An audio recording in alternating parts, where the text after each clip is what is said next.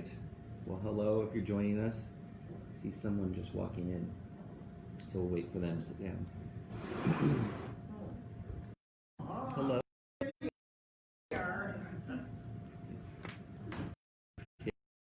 Yeah, hello. Oh. Do you not want to be on camera? Oh, I don't care. Okay. Say hi, Bev. Hello. Carla, Linda, Hi. Kitty. All right. Well, I don't know who's joining us today. I don't see anyone yet, but they'll see that at the beginning.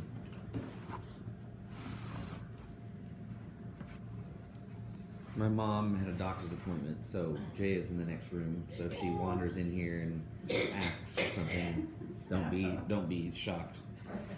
It'll be fun to see her. Yeah, we'll see. She does pretty well. She's got her tablet, so some if that all goes fine, she doesn't have to go to the bathroom. You may not see her. She's that age. So we're in Proverbs. So go ahead and find that. Comes right after the Psalms. Where did we get last time?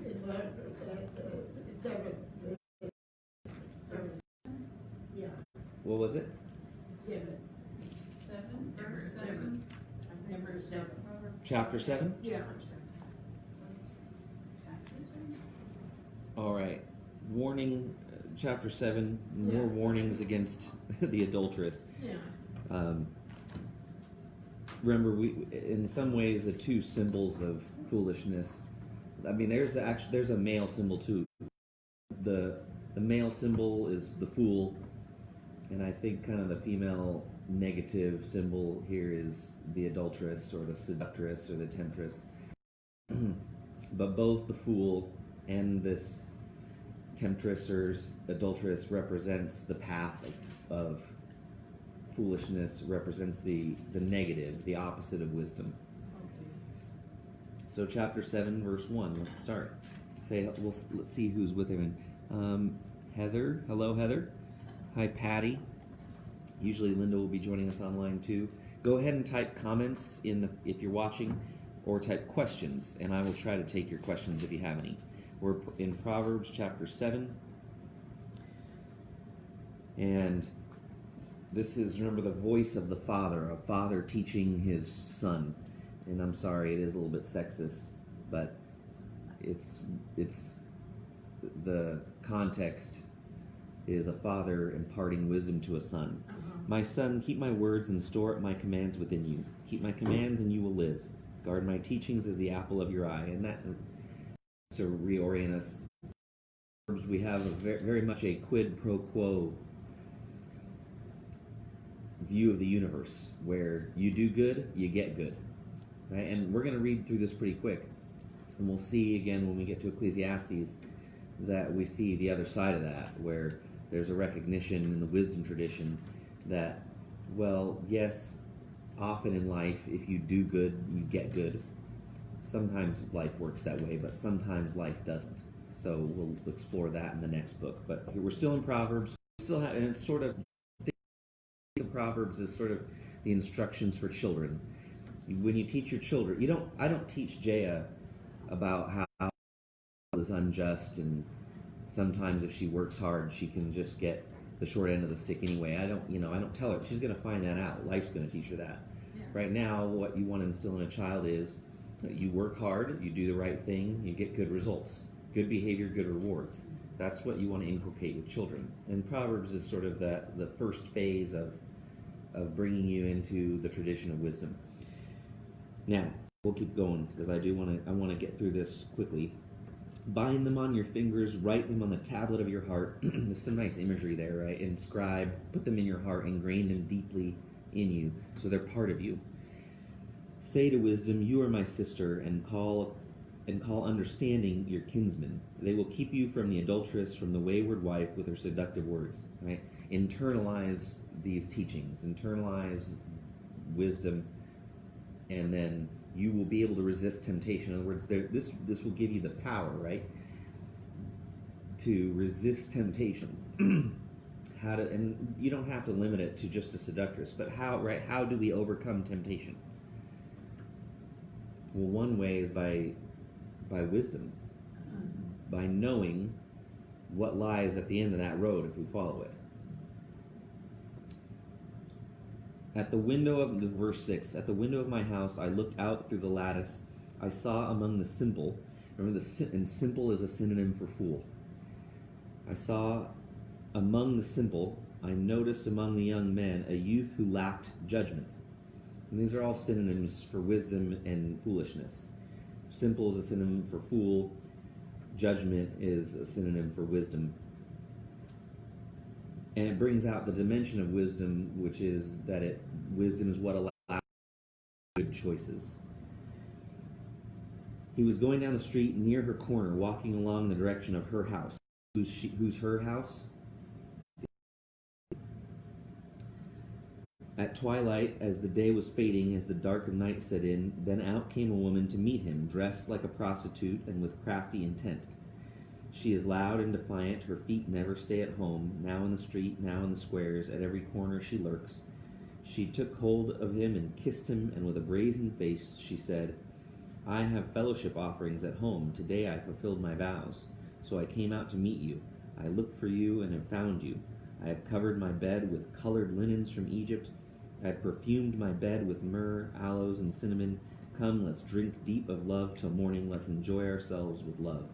My husband is not at home. He has gone on a long journey. He took his purse filled with money and will not be home till full moon. With persuasive words, she led him astray. She seduced him with her smooth talk. All at once he followed her like an ox going to the slaughter, like a deer stepping into a noose, till an arrow pierces his liver, like a bird darting into a snare, little knowing it will cost him his life. Now then, my sons, listen to me. Pay attention to what I say. Do not let your heart turn to her ways or stray into her paths. Many are the victims she has brought down. Her slain are a mighty throng. Her house is a highway to the grave, leading down to the chambers of death. So, you can think of that in a literal way, which, I'm sure for some men, they do, this is literal. But you could also conceive of it in a figurative way, that this is the path of foolishness, and it's the way of temptation. So that's one of the concerns of the book of Proverbs, is how to resist temptation.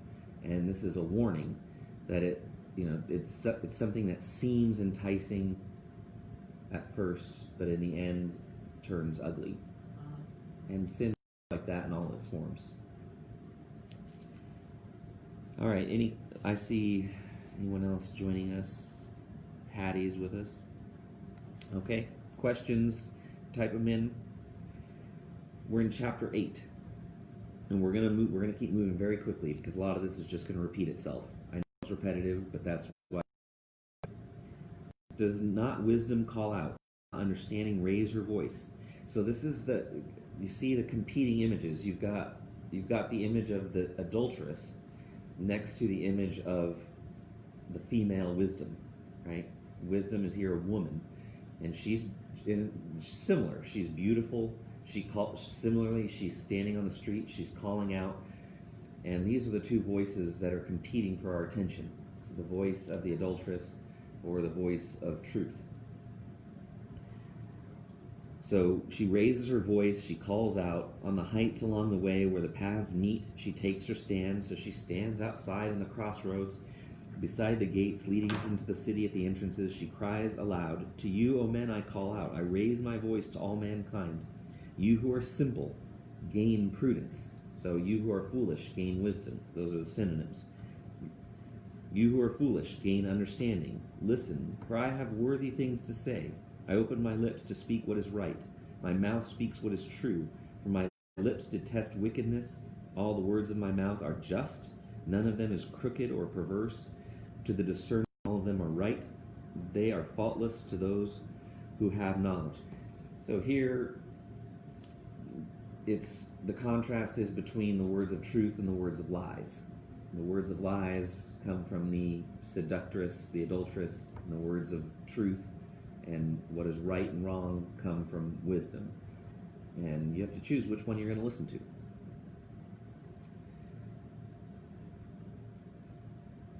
Choose my instruction instead of silver, knowledge rather than choice gold, for wisdom is more precious than rubies, and nothing you desire can compare with her. right? So you should value wisdom more than money. What's more important to you? I, wisdom, dwell together with prudence. And here, wisdom is speaking in the first person. So this is it's poetry. It's personification. Wisdom is speaking as if she were a woman, personified as a woman. I possess knowledge and discretion. To fear the Lord is to hate evil. I hate pride and arrogance, evil behavior and perverse speech. Counsel and sound judgment are mine. I have understanding and power. So what are the marks of foolishness? Well, one is it's seductive, it's tempting. Two, it's proud and boastful.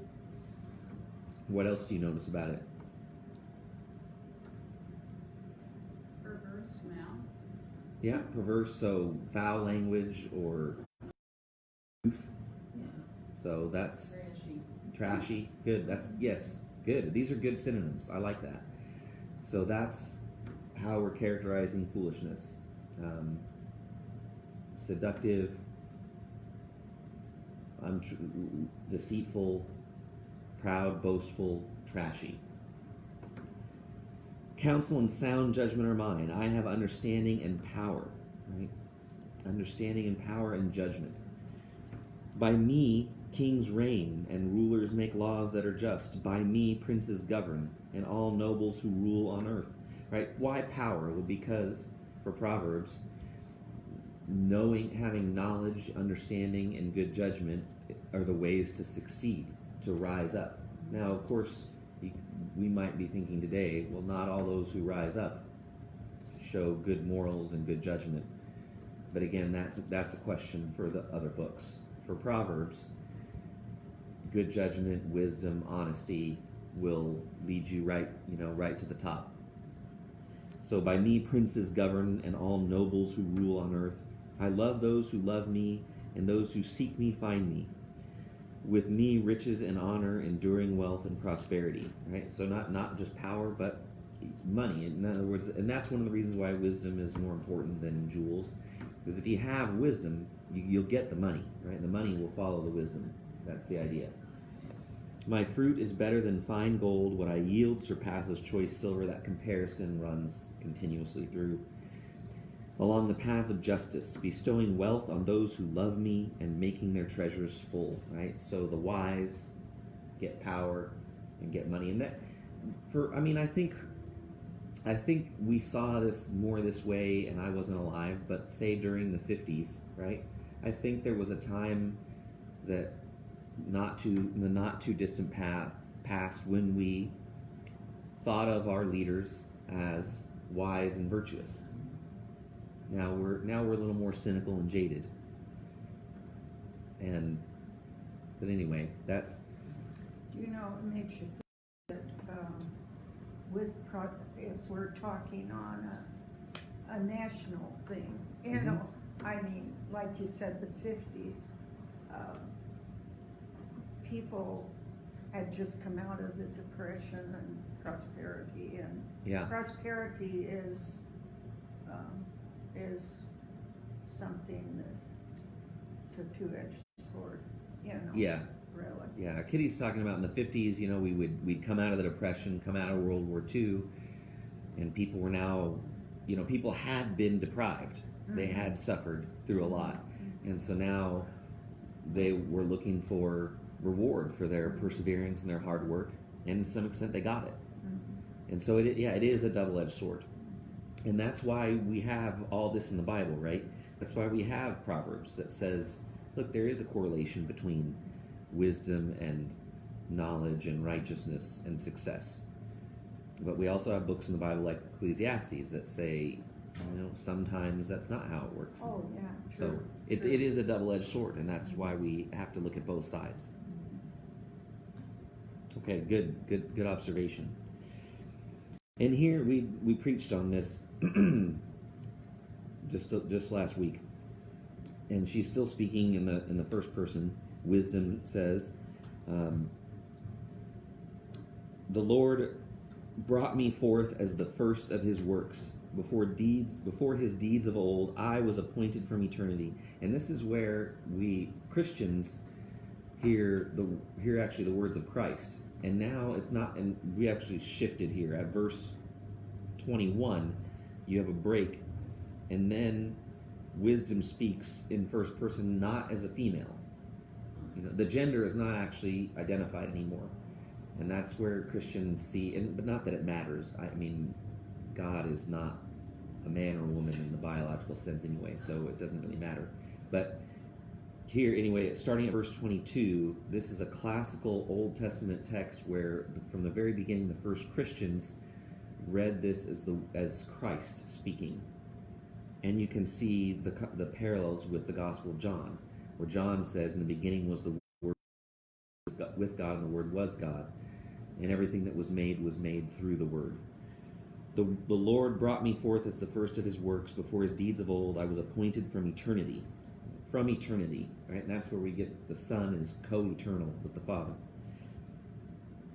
From the beginning of the world, before the world began, when there were no oceans, I was given birth. When there were no springs abounding with water, before the mountains were settled in place, before the hills, I was given birth. Before he made the earth or its fields or any of the dust of the world, I was there when he set the heavens in place, when he marked out the horizon on the face of the deep, when he established the clouds above and fixed securely the fountains of the deep, when he gave the sea its boundaries so the waters would not overstep his command, when he marked out the foundations of the earth, then I was the craftsman at his side, right? That's where that John says it was through Christ, through the Word, through the Logos. And Logos means, one way to translate Logos, which is the word John uses in John chapter 1, is his wisdom.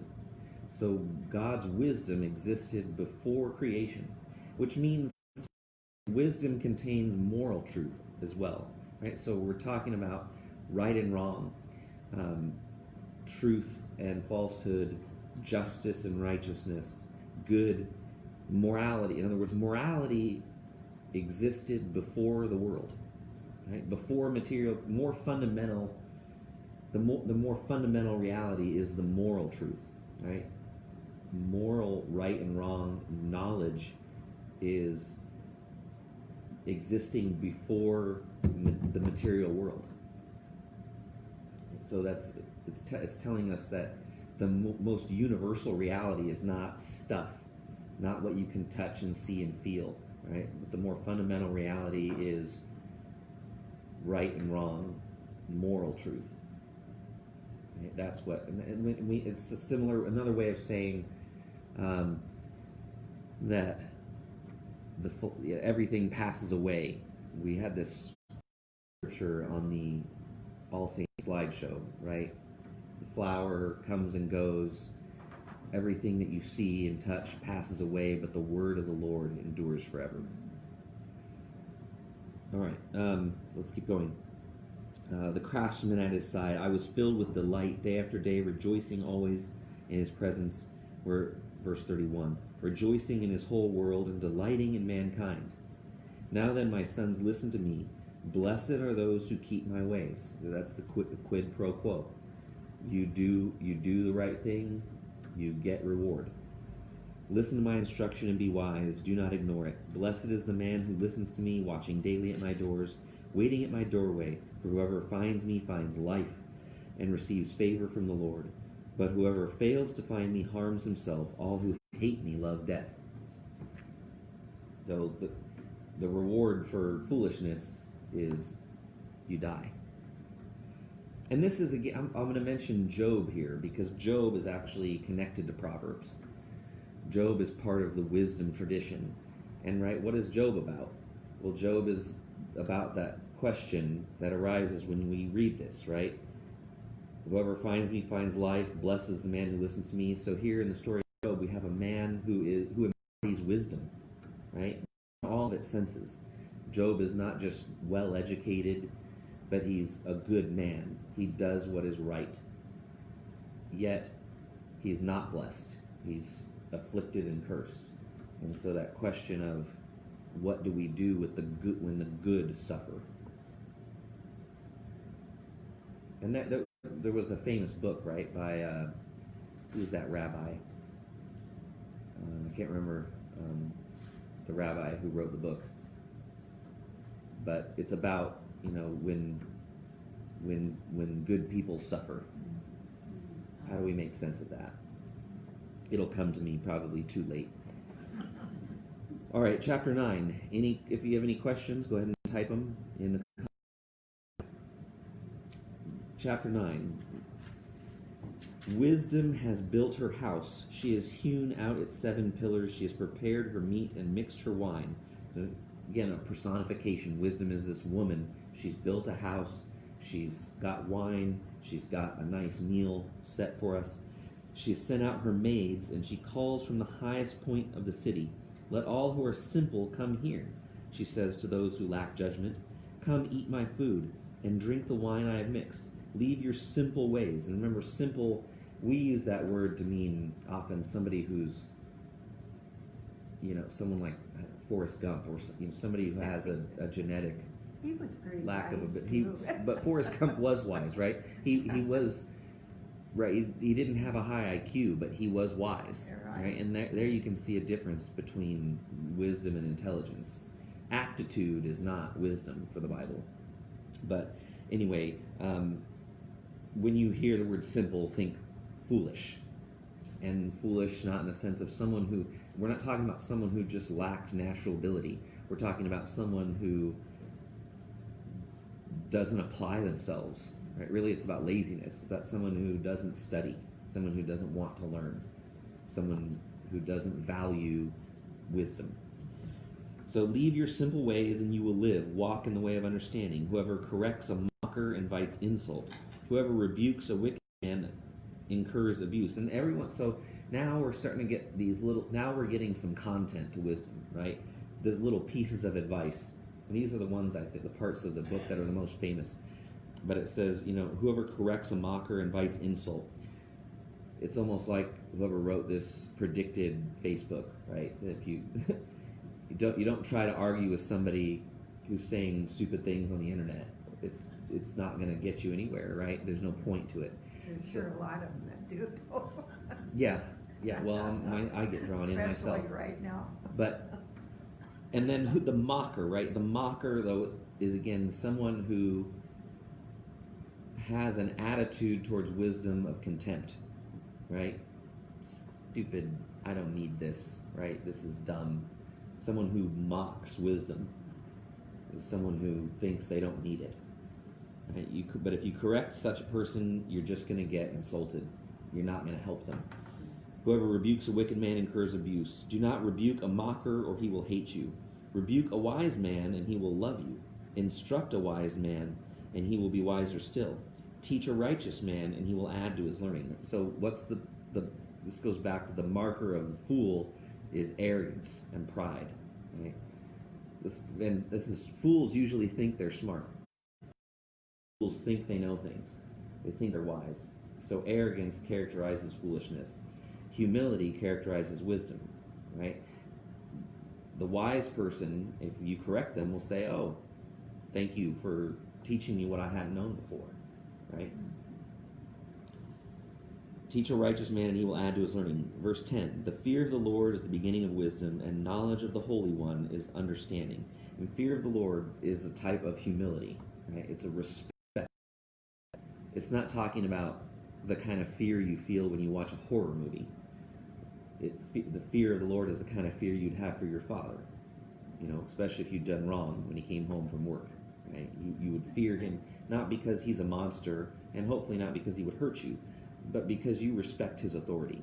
You know, the fear of the Lord is wisdom. So respecting the authority of God is the beginning of wisdom, and knowledge of the Holy One is understanding. For through me your days will be met, and years will be added to your life. If you are wise, your wisdom will reward you. If you are a mocker is another word for a fool, and it ties together the arrogant side of it, you alone will suffer. The woman folly, so now another so we've got a personification of wisdom as a female, a personification of folly as a woman. The woman folly is loud, she is undisciplined and without knowledge. She sits at the door of her house on a seat at the highest point of the city, calling out to those who pass by. who go straight on their way. Let all who are simple come in here, she says to those who lack judgment. Stolen water is sweet, food eaten in secret is delicious. But little do they know that the dead are there, that her guests are in the depths of the grave. So this chapter just sets up the two women, wisdom, and they do the same thing, right? They sit in their home, they invite people to come in and eat with them. And those who are smart, wise, they go to the house of wisdom. And those who aren't go to the house of folly. And she's undisciplined and without knowledge. Okay, chapter 10. Let's keep going. A wise son brings joy to his father, but a foolish son grief to his mother. It's pretty self-evident. Ill-gotten treasures are of no value, but righteousness delivers from death. The Lord does not let the righteous go hungry, but he thwarts the craving of the wicked. I mean, all of this is just going to be different ways of putting the quid pro quo that we talked about, that wisdom is rewarded, evil and foolishness are punished. Lazy hands make a man poor, but diligent hands bring wealth. He who gathers crops in summer is a wise son, but he who sleeps during harvest is a disgraceful son. So be a hard worker, don't be lazy. Blessings crown the head of the righteous, but violence overwhelms the mouth of the wicked. The memory of the righteous will be a blessing, but the name of the wicked will rot. That's both about reputation and about legacy, right? If you are a fool or an evil person, you'll have a bad name and you will be remembered poorly. But and remember, there's no afterlife here. So the hope of the afterlife is about legacy, is about how you will be remembered. You know, will people say good things at your eulogy, or will they? Nowadays, we're too nice. We don't say bad things at eulogies. We just don't say anything at all. But right, how will you be remembered? What legacy are you going to leave to your descendants? Verse 8, the wise in heart accept commands, but a chattering fool comes to ruin. So the wise listen, and the fool is too busy talking. The man of integrity walks securely, but he who takes crooked paths will be found out. He who winks maliciously causes grief, and a chattering fool comes to ruin. The mouth of the righteous is a fountain of life, but violence overwhelms the mouth of the wicked. And now we're seeing one of the things that characterizes foolishness, or the way of foolishness, is violence. So we can add that to our list, right? The fool is proud, the fool is arrogant, the fool is trashy, the fool is also violent. So violence is a tool of the fool. Hatred stirs up dissension, but love covers all wrongs. On the lips of the discerning, but a rod is for the back of him who has judgment. Right, the rod of the rod, the beating stick. So if you lack judgment, you get the rod, and that could be literal or it could be metaphorical. Life has a way of punishing the fool. Wise men store up knowledge, but the mouth of a fool invites ruin. The wealth of the rich is their fortified city, but poverty is the ruin of the poor. The wages of the righteous bring them life, but the income of the wicked brings them punishment. I want to point out a danger here. There's a danger already with this idea that, and that's why we need these other books, but the idea that wisdom and righteousness brings wealth, and foolishness and laziness brings poverty. And we could see why the Bible, because soon, if you start to believe that, if you believe that hard work and wisdom bring reward, and their opposite don't, then you will begin to see the world that way. And when you see a poor person, then you will think that they are wicked or lazy. And if you see a rich person, you will begin to assume that they are righteous and wise.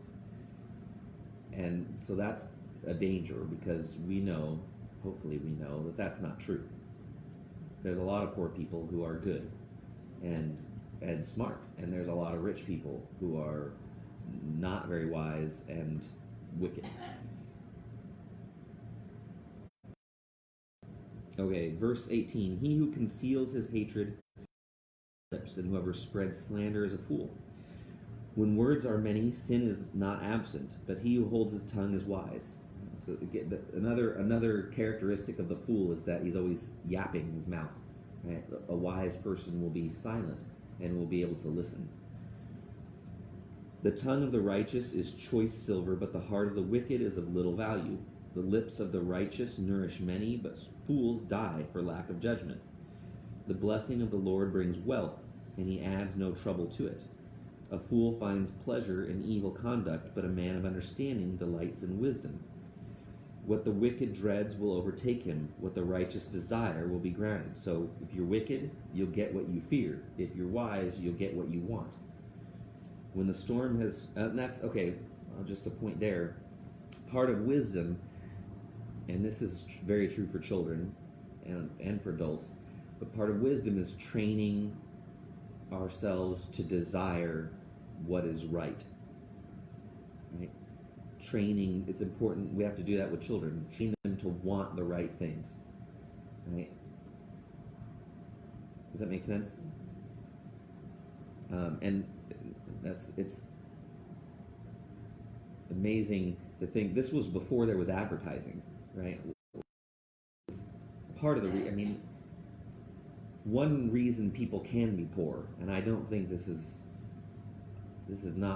by far not all poor people, and probably not even most, but one of the ways people, let's put it this way, one of the ways people can get into trouble financially is by buying stuff that they don't need and that isn't really valuable. And we are bombarded right from my daughter sees commercials. We are bombarded now. This was written before advertising, so it's even more needed now, right? We are constantly tempted to want things, and most of the things that we are being tempted to want are stupid and not worthwhile, right? 90% of the stuff advertised on TV is not worthwhile, right? You probably don't need that nice of a car. That pair of jeans is not going to make you any more attractive, right? But we're constantly bombarded to want things, and that's one of the downsides, I think, of capitalism, is that one of the things that our society does is create artificial desires, right? No woman before, I don't know but when did pantyhose come into existence, right? No woman ever wanted that before, right? But somebody invented these things and then advertised them and showed and made women want them, right? So That's I'm just spoken by somebody who's never worn a girdle. right. I don't know. I'm sorry. But I'm sure no woman ever wanted a girdle either. But how do we? Right? Well, you see some other woman wearing it, and she's held up as some model of how you should look, and so then other women want it. And men do the same thing with jeans or cars or whatever. My point is, we live in a culture that creates in us artificial desires for things that don't matter and aren't important and won't make us happy and won't really give any reward. So part of wisdom, and I think it's more true today than it's ever been, part of wisdom is, it's almost a kind of cynicism, but the ability to realize when a false or artificial desire is being implanted in you, and to say that I don't need that. That ad is just trying to trick me and make me think I want something that I don't really want. So I don't know and we need to do. We should teach this in school. I think. I don't know how to do it, but there should be high school courses. They teach capitalism in school. Right. Right. And how to advertise, how to. Yeah. This was one of the good things about being an English major. It was in college, but one of the classes I took, we actually studied ads. We took magazines and we studied ads and examined them critically. And said, okay, how is this ad selling me something? You know, it's promising me that I can be like this person, right? You can be like this celebrity. Or it's promising me that I can get what other things I want, right? If I drive this car, women will, you see an ad and you drive in this sleek looking car and there's a pretty girl in the passenger seat, right? And the message is, and you learn how to read the message. And it's subtle, right? But you learn how to critically analyze how advertising is manipulating you. That's wisdom. We should teach, and I think we should teach it to kids. They shouldn't have to wait for college, because otherwise, how else are kids going to be able to be savvy? Because, yeah, I don't want to go. I could go on a rant, but if you interview a typical teenager, the stuff that they want, the stuff they think is cool, it's all what society has been leading them, to think is cool and to want, and it's all lame, right, and meaningless and dumb, and it's not going to make them happy. So anyway. Where were we? 20. Verse 20. The tongue of the righteous is choice silver. The heart of the wicked is... Okay, I think we did that. I think we're at 23. A fool finds pleasure in evil conduct, but a man of understanding delights in wisdom. Oh, we did this too. What the wicked dreads will overtake him, what the righteous desire will be granted. When the storm are gone, but the righteous stand firm forever. What does that remind you of? Jesus, Sermon on the Mount. Whoever builds his house, whoever hears my teachings and follows them is like a man who builds his house on stone. Whoever hears my words and ignores them is like someone who builds his house on sand. And when the rain comes, it washes away. Same thing here, right? When the storm comes, and that's right, the test of wisdom is often the storms of life.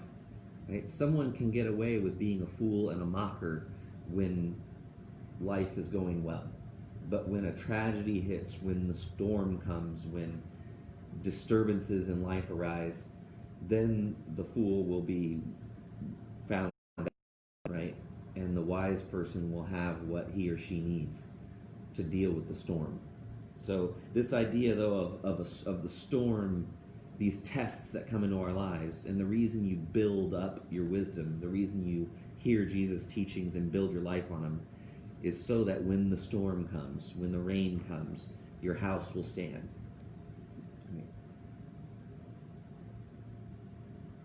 As vinegar to the teeth and smoke to the eyes, so is a sluggard to those who send him.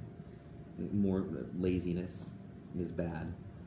The Lord adds length to life, but the years of the wicked are cut short. The prospect of the righteous is joy, but the hopes of the wicked come to nothing. The way of the Lord is a refuge for the righteous, but it is the ruin of the righteous will never be uprooted, but the wicked will not remain in the land. That idea, do you remember that from last time? That the land will spit you out if you are not righteous in it. That was Israel's problem, that if God gave them the promised land, but the promised land was conditional, right? You only get to stay in the promised land if you are righteous. If you are not righteous, you will get thrown out. And that's what in fact happened when they were carried into exile. The righteous will never be uprooted, the wicked will not remain in the land. The mouth of the righteous brings forth wisdom, but a perverse tongue will be cut out. The lips of the righteous know what is fitting, but the mouth of the wicked only what is perverse. Let's keep going. Chapter 11. But the Lord abhors dishonest scales, but accurate weights are his delight. So this is an image from business, right? You'd weigh money, you'd weigh gold and silver. So that we can add that to our characteristics of foolishness, right? The fool is violent, arrogant, trashy, also a cheat. Right? Someone who cheats on their taxes, or is always trying to get the upper hand in the business deal, and I don't want to use that phrase, but work over your trade partner, right? Fairness in business is a mark of wisdom. When pride comes, then comes disgrace, but with humility comes wisdom. The integrity of the upright guides them, but the unfaithful are destroyed by their duplicity. Wealth is worthless in the day of wrath, but righteousness delivers from death. The day of wrath, right? That's the day of judgment when God comes to judge. Your money won't help you. You can't buy Johnny Cochran when God comes to judge. So only your righteousness will save you then. The righteousness of the blameless makes a straight way for them, but they are brought down by their own wickedness. The righteousness of the upright delivers them, but the unfaithful are trapped by evil desires. Right? There's that image again. The unfaithful are trapped by evil desires, right? They want things that are bad. Having evil desires is a mark of foolishness. When a wicked man dies, his hope perishes. All he expected from his power comes to nothing. The righteous man is rescued from trouble, and it comes on the wicked instead. With his mouth the godless destroys his neighbor, but through knowledge the righteous escape. When the righteous prosper, the city rejoices. When the wicked perish, there are shouts of joy. Through the blessing of the upright, a city is exalted, but by the mouth of the wicked it is destroyed. A man who lacks judgment derides his neighbor, but a man of understanding holds his tongue. A gossip betrays a confidence, but a trustworthy man keeps a secret. These are little nuggets of wisdom, marking the conduct of the fool versus the wise. For lack of guidance, a nation falls, but many advisors make victory sure. He who puts up security for another will surely suffer, but whoever refuses to strike hands and pledge is safe. Right? So don't make bad deals, right? And don't co-sign unless you really trust the person. A kind-hearted woman gains respect, but ruthless men gain only wealth. That's an interesting contrast. A kind-hearted woman gains respect, but ruthless men gain only wealth. A kind man benefits himself, but a cruel man brings trouble on himself.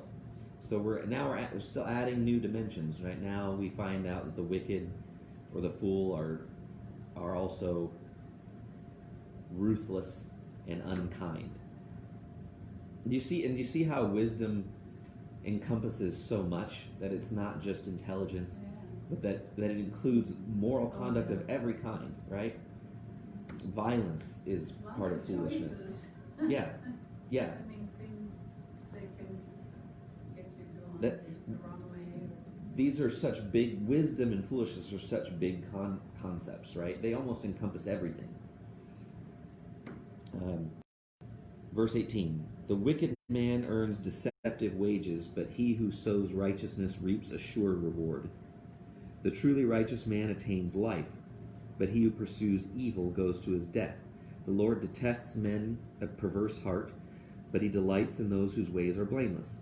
Be sure of this, the wicked will not go unpunished, but those who are righteous will go free. It reminds me of Jesus, another one of Jesus' teachings. His teachings echo the Proverbs.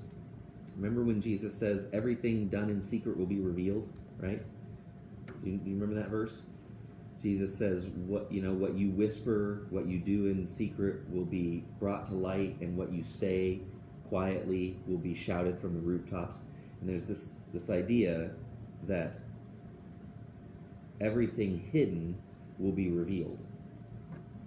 Right? So all that dark, shady stuff that happens in dark rooms, all that's going to come to light.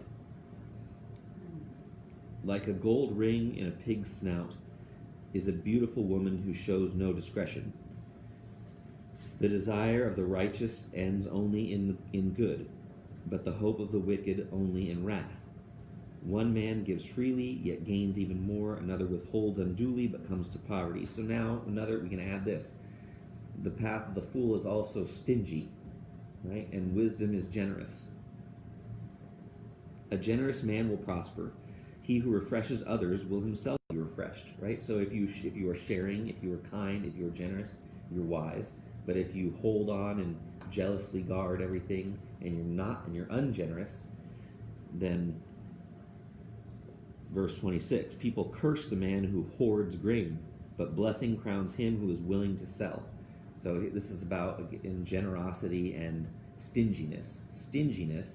And this, I think sometimes we can think of stinginess as a virtue, but that it's not. Generosity is a virtue, and generosity is wise. Stinginess being, I don't know what other words to use, but you know what stingy is, right? Someone who's just never willing to give, never willing to spend. That's actually a type of foolishness in the Bible. Verse 27, he who seeks good finds goodwill, but evil comes to him who searches for it. Whoever trusts in his riches will fall, but the righteous will thrive like a green leaf. He who brings trouble on his family will inherit only wind, and the fool will be servant to the wise. The fruit of the righteous is a tree of life, and he who wins souls is wise. If the righteous receive their due on earth, how much more the ungodly and the sinner? So there we go. Any questions, comments there? No? Okay. Chapter 12. We got to keep moving because we're going to hear a lot of this stuff repeated anyway. Whoever loves discipline loves knowledge, but he who hates correction is stupid. A good man obtains favor from the Lord, but the Lord condemns a crafty man. A man cannot be established through wickedness, but the righteous cannot be uprooted. A wife of noble character is her husband's crown, but a disgraceful wife is like decay in his bones. Again, one of the Christians often say it's not good to judge, but every Christian wants their son or daughter to judge when they get married, right? Because if you choose poorly your spouse, that's pretty determinative of a lot of your life anyway. The plans of the righteous are just, but the advice of the wicked is deceitful. The words of the wicked lie in wait for blood, but the speech of the upright rescues them. Wicked men are overthrown and are no more, but the house of the righteous stands firm. A man is praised according to his wisdom, but men with warped minds are despised. Better to be a nobody and yet have a servant than pretend to be somebody and have no food. People do this today, right? They spend all their money to appear rich. People who they buy big houses, but they eat on card tables, right? They spend all their money on show, right? And this is a warning against that. A righteous man cares for the needs of his animal, but the kindest acts of the wicked are cruel. Interesting. So another part of wisdom, we wouldn't think of this, but is kindness to animals, right? A wise man is kind to animals, a fool is cruel. He who works his land will have abundant food, but he who chases fantasies lacks judgment. That would be a good way to characterize what happens to us when we watch advertising, right? It basically characterizes the modern Western capitalist economy, right? Is getting people to chase fantasies, right? Thinking they're going to have this lifestyle and all the things that go with that lifestyle, and they're not happy. We chase fantasies. It's pretty much how our economy works, I think. The wicked desire the plunder of evil men, but the root of the righteous flourishes. An evil man is trapped by his sinful talk, but a righteous man escapes trouble. From the fruit of his lips a man is filled with good things, as surely as the work of his hands rewards him. The way of a fool seems right to him, but a wise man listens to advice. A fool shows his annoyance at once, but a prudent man overlooks an insult. That's interesting. So patience is wise. A truthful witness gives honest testimony, but a false witness tells lies. It's self-evident. Our reckless words pierce like a sword, but the tongue of the wise brings healing. Truthful lips endure forever, but a lying tongue lasts only a moment. There is deceit in the hearts of those who plot evil, but joy for those who promote peace. No harm befalls the righteous, but the wicked have their fill of trouble. The Lord detests lying lips, but he delights in men who are truthful. A prudent man keeps his knowledge to himself, but the heart of fools blurts out folly. Diligent hands will rule, but laziness ends in slave labor. An anxious heart weighs a man down, but a kind word cheers him up. A righteous man is cautious in friendship, but the way of the wicked leads them astray. The lazy man does not roast his game, but the diligent man prizes his possessions. In the way of righteousness there is life. Along that path is immortality. All right, I don't know what verse 27 means. Yeah, The that's lazy what I man was does not wondering. roast his game, but the Yeah. diligent man prizes his possessions. That's a strange Yeah, one. that sounds funny, doesn't it? But I have a note here that says that word See, that word roast is 37. the meaning is unclear in Hebrew, so it might mean something else. We may have lost the meaning of that particular verse. All right, chapter 13.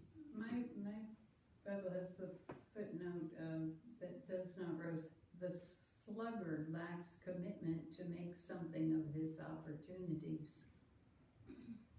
So Okay. if you have an opportunity, do it. I mean, Yeah, take advantage. That's interesting. So or maybe, yeah. that is saying that's saying something about taking advantage of opportunities when they appear.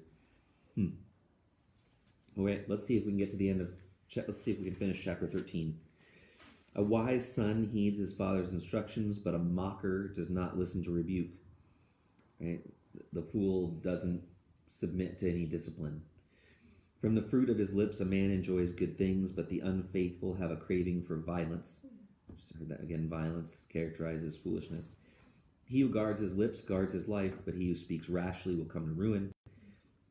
The sluggard craves and gets nothing, but the desires of the diligent are fully satisfied. The righteous hate what is false, but the wicked bring shame and disgrace. Righteousness guards the man of integrity, but wickedness overthrows the sinner. One man pretends to be rich, yet has nothing. Another pretends to be poor, yet has great wealth. There's that, again, focusing on appearances is a mark of foolishness, and we suffer from that today. A man's riches may ransom his life, but a poor man hears no threat. The light of the righteous shines brightly, but the lamp of the wicked is snuffed out. Pride only breeds quarrels, but wisdom is found in those who take advice. The pride and humility. Dishonest money dwindles away, but he who gathers money little by little makes it grow. Hope deferred makes the heart sick, but a longing fulfilled is a tree of life. He who scorns instruction will pay for it, but he who respects a command is rewarded. The teaching of the wise is a fountain of life, turning a man from the snare. Good understanding wins favor, but the way of the unfaithful is hard. Right? That's if you make poor choices, your life is going to be harder than it would be if you make wise ones. Every prudent man acts out of knowledge, but a fool exposes folly. A wicked messenger falls into trouble, but a trustworthy envoy brings healing. He who ignores discipline comes to poverty and shame, but whoever heeds correction is honored. A longing fulfilled is sweet to the soul, but fools detest turning from evil.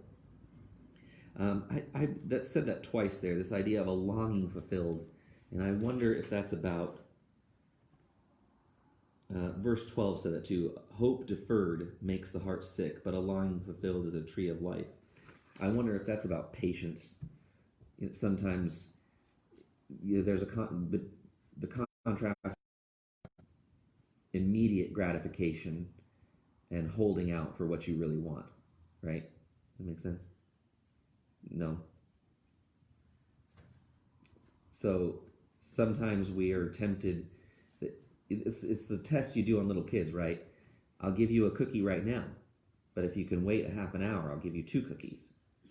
So there's part of wisdom is being able to delay gratification to get the greater reward, and that they said, that's a famous study, and I don't remember who did it, but kids who they did this. There's kids who could wait a half an hour or whatever to get 2 cookies, they did better in life, right? Oh, really? They may be versus the kid who said, "No, give me my 1 cookie now," right? Because I want it.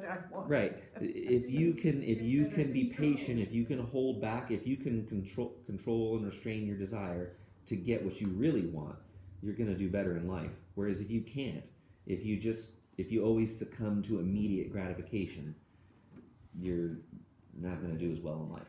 Does that make sense?